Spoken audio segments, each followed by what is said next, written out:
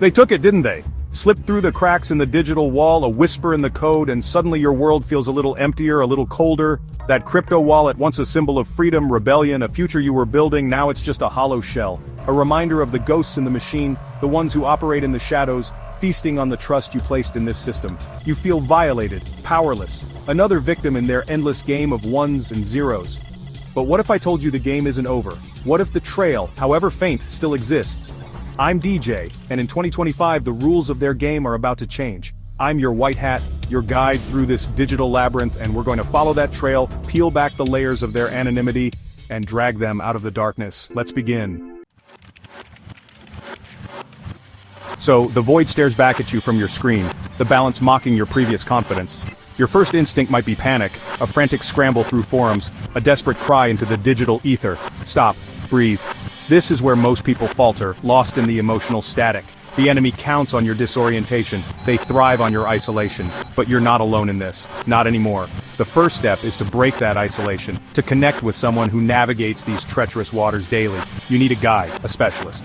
Contacting a professional, someone like me at adamcybersecurities@gmail.com, isn't admitting defeat, it's arming yourself. We can streamline the chaos, filter out the noise, and focus the recovery effort with precision. This isn't just about technical skill, it's about strategy. Reaching out is an act of strength, a declaration that you won't be a passive victim. It's the first signal flare in the fight back.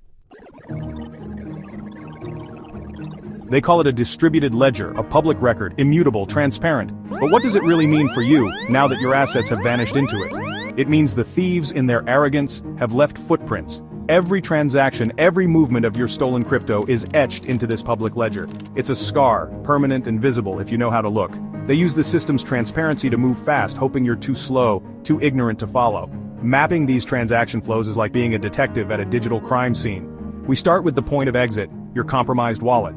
From there we meticulously follow each transaction, hopping from one address to another. Public Ledger Explorers, Etherscan, Blockchain.com, BCScan, become our magnifying glass.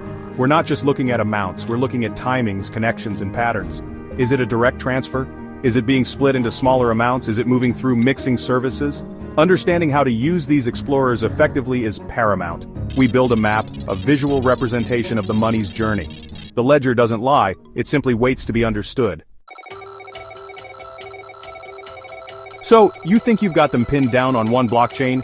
Bitcoin, Ethereum, whatever shiny new chain they promised was unhackable? The sophisticated thieves jump the rails, they use cross-chain bridges to muddy the waters. Tracing funds through these bridges is like following a ghost. Each jump is an attempt to create a dead end for investigators, but these bridges leave records, albeit obscured. The key is understanding each specific bridge. Following the digital breadcrumbs is one thing, but what happens when the trail leads to a dead end, or rather, an endpoint controlled by a third party? I'm talking about exchanges.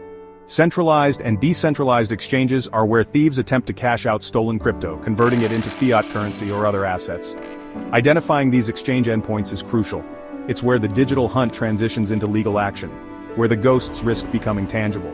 Pinpointing the exact exchange can be tricky. Thieves use intermediary wallets, mixers, and privacy coins. Even DECs interact with centralized pools or require KYC AML. Centralized exchanges are choke points with compliance departments. Once we prove stolen funds are in a specific exchange wallet, we have leverage. Meticulous documentation and evidence are invaluable. The goal is to get the exchange to freeze the funds before withdrawal. This is where the digital chase can yield real-world results. They think they're anonymous, hidden behind layers of proxies, VPNs, and cryptic wallet addresses. But every action leaves a behavioral fingerprint. Analyzing these patterns helps us understand the mind of the thief. Are they sophisticated or making sloppy mistakes? Do they operate at specific times, suggesting a time zone? Do they favor certain coins or exchanges?